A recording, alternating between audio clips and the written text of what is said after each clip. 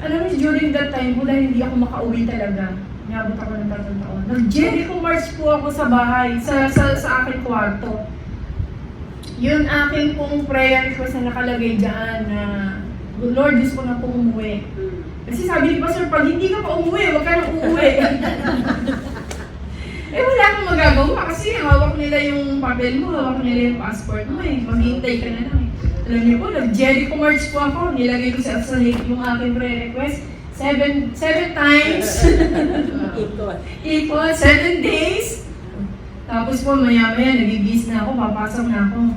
Kinakatok na ako ng roommate ko. Hindi, sabi ko, bakit? 10 minutes! Sabi niya gano'n, 10 minutes, bumaba ka na, umuwi ka na. Sabi ko, praise God. Sabi ko, 10 minutes lang, yung gamit ko. Naka-uniform ako. Sabi niya, sige, tulungan ka namin. Tinulungan na nila ako in 10 minutes. Kailangan nasa baba ka na, para sundin ka na, ialid ka na.